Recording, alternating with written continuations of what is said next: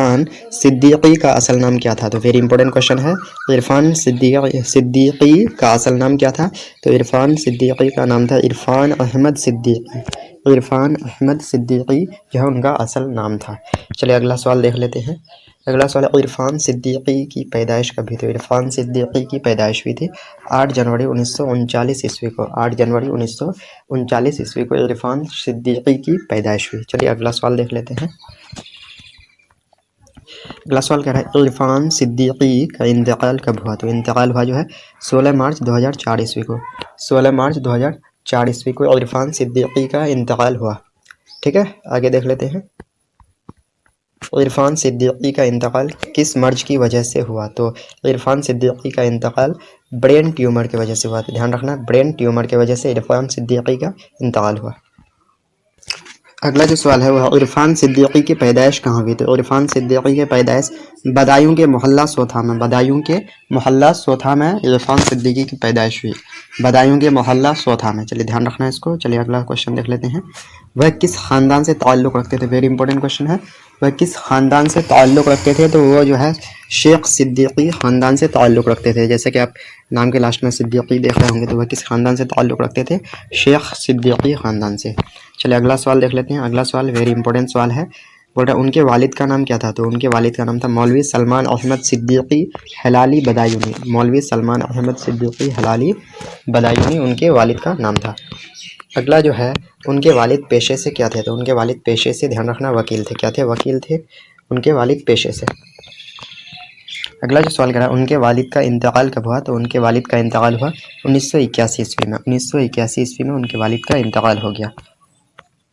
अगला है, इरफान सिद्दीकी के यहाँ कितने नस्लों से शेर व अदब की आबियारी हो रही थी? यानी कि कितने नस्लों से जो है शेर व अदब की जो आबियारी उनके यहाँ हो रही थी? तो 3 नस्लों से। यानी कि उनके दादा भी शायर थे, उनके अब्बा भी, और वो भी शायर ही थे। चलिए अगला सवाल देख लेते हैं। अगला जो है, उनके दादा का नाम क्या था? तो उनके दादा का नाम था मौलवी इकराम अहमद शाद सिद्दीकी।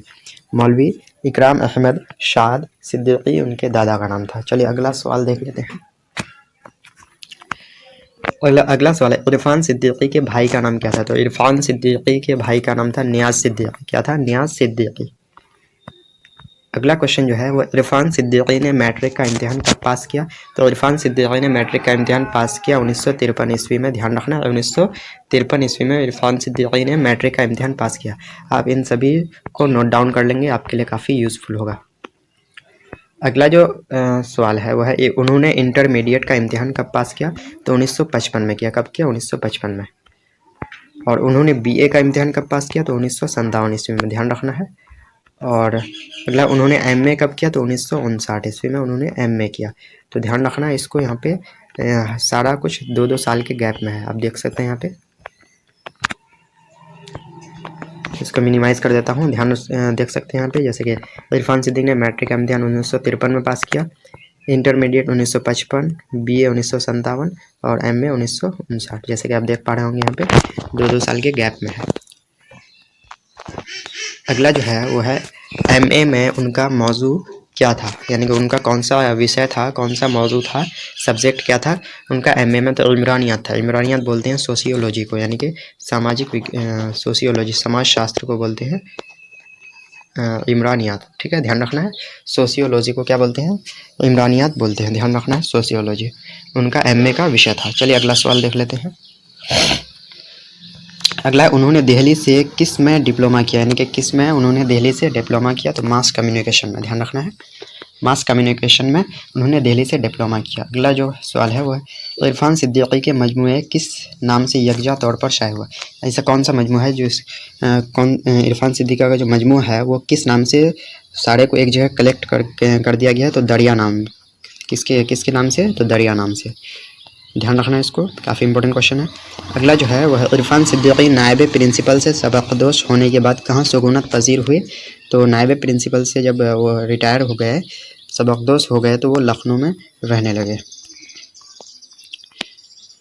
अगला सवाल, इरफान सिद्दीकी ने कालिदास के ड्रामा, ध्यान रखना ये जो मालवी कागनी मित्रम है, मालवी कागनी मित्रम, ध्यान रखना ये किसका ड्रामा है? कालिदास का ड्रामा। वेरी इंपॉर्टेंट क्वेश्चन है।